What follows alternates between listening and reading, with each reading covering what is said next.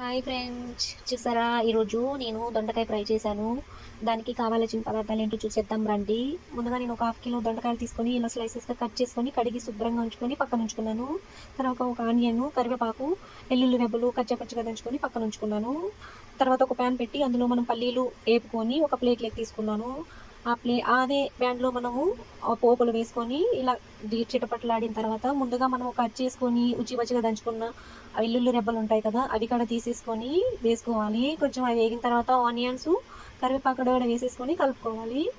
చూసారా ఫ్రెండ్స్, అలా కొంచెం వేగితే సరిపోతుంది, ఎక్కువ వేగన అవసరం లేదు, కొంచెం వేగితే సరిపోతుంది. మనం ముందుగా కట్ చేసి పెట్టిన దొండకాయ ముక్కలు కూడా వేసుకొని కలుపుకొని ఇప్పుడు మనము తగినంత సాల్ట్ వేసుకొని కలుపుకొని మూత పెట్టుకుంటే నాకు 2 మినిట్స్ తర్వాత ఇలా వచ్చింది. తర్వాత మనకి వేగిన తర్వాత లాస్ట్లో ధనియాల పొడి, కారం పొడి 2 టీ స్పూన్లు వేసుకొని కలుపుకోవాలి. అంతే ఫ్రెండ్స్, ముందుగా మనము పల్లీలు వేపుకొని పక్కన ఉంచుకున్నాం కదా, అవి కూడా వేసేసుకొని ఇలా కలుపుకొని అంతే. ఎంతో and simple and easy and దొండకాయ ఫ్రై ఎంత సింపుల్గా ఈజీగా రెడీ అయిపోయింది చూసారా.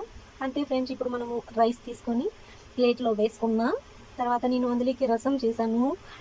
పప్పుచారు అనమాట, పప్పుచారు అండ్ దొండకాయ ఫ్రై ఈరోజు మా కాంబినేషను. చూసారా పొగలో చేస్తుంది పప్పుచారు. నెక్స్ట్ వీడియోలో మీకు పప్పుచారు గురించి కూడా చెప్తాను ఫ్రెండ్స్. అంతే ఫ్రెండ్స్, ఎంతో అంటే సింపుల్ అంటే పప్పుచారు దొండకాయ ఫ్రై టేస్టీగా రెడీ అయిపోయింది. ప్లేట్లోకి తీసుకొని తినేయడమే. మీకు నచ్చిందా? మీకు నచ్చితే లైక్ చేయండి, షేర్ చేయండి, సపోర్ట్ చేయండి ఫ్రెండ్స్.